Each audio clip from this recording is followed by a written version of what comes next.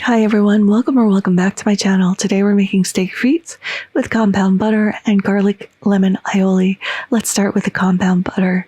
So I have 4 tablespoons unsalted room temperature butter in a bowl. Now we just need to chop up about a tablespoon of fresh chives and pop that right on top of the butter. Next we need to grate in 2 cloves of garlic using a microplane. You want that pretty fine. We also need the juice of half a lemon, but we're going to reserve that other half for our aioli. Go ahead and squeeze in that juice, and this was a really beautifully juicy lemon. If any seeds escape your hot little hands, just go in and pull those out because you don't want to bite down on a seed. Now we're going to add a teaspoon of Worcestershire sauce and a teaspoon of whole grain mustard, and we're going to go in and mix this up until all those ingredients are really well combined.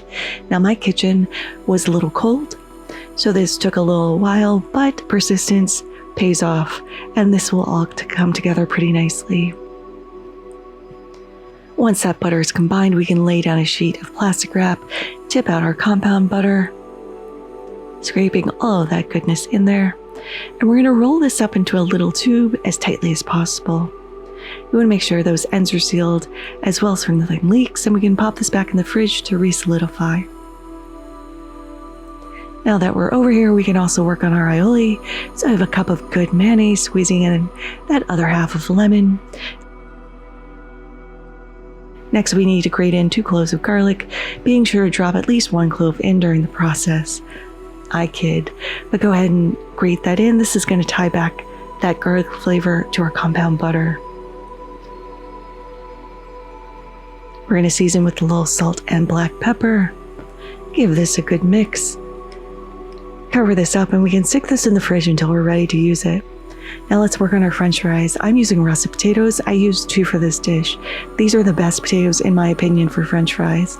Just cutting these on a bias so we get a nice wide plank, and then we're going to cut this into matchsticks as thin or as thick as you like. If you watched my fish and chips video, I did cut the chips rather large on that one, but for this application we're going to go with a thinner matchstick. Once these are all chopped up, we can put these in a bowl of water. You want really cold water. We want to get off some of that surface starch. We're going to empty out this water and replace it with clean water and pop this in the fridge for at least 8 hours.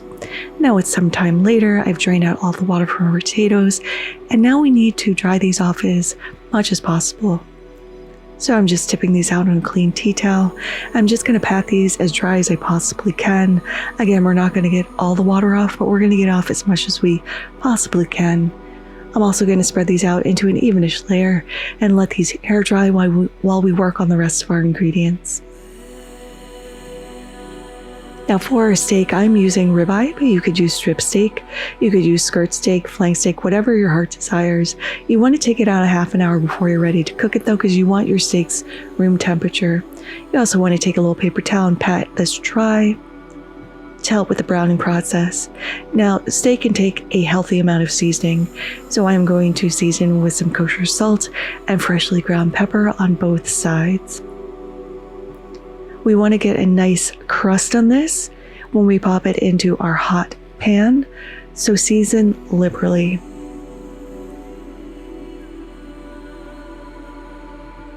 Once we have these all seasoned up, we can go ahead and work on the first fry of our french fries. I have some vegetable oil on the stove. I've brought the temperature up to 350 degrees, and we are just going in for a first fry on this.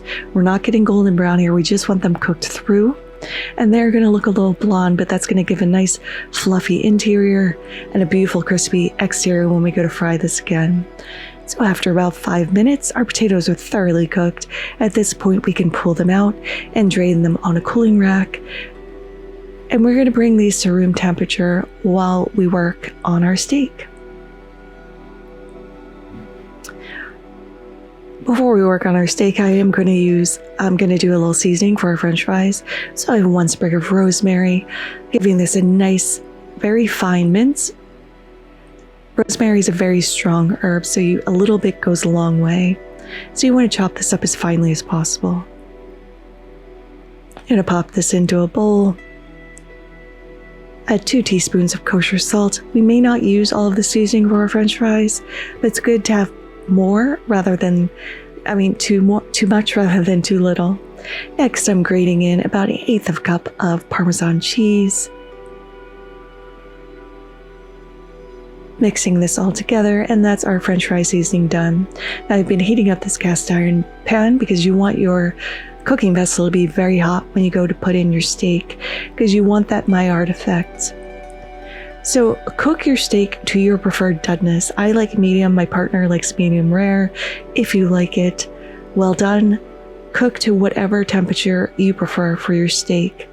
Once it's reached that temperature, you can take it off the heat and let that rest for 10 minutes, which is the perfect time to do the second fry on our French fries. You want to bring your oil up to 375 at this point. Pop in all your French fries, and we're going to cook these until they're golden brown and delicious. Once we've reached that desired doneness, we're going to take this out and drain it on some paper towel. So now we can season with our Parmesan rosemary salt mixture, just sprinkling on top and giving this a little toss. Then going into taste test to see if it needs some more seasoning. And now we're ready to plate. So we are going to put a nice healthy pat of our compound butter on one of our steaks. Due to filming, my steak cooled down a little bit, so I'm just going in with a little blowtorch to melt down that butter a little bit.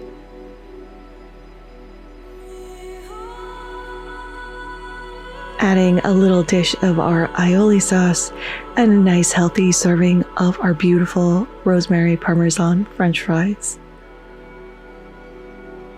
Now let's go ahead and give this a taste. We can move that aioli over.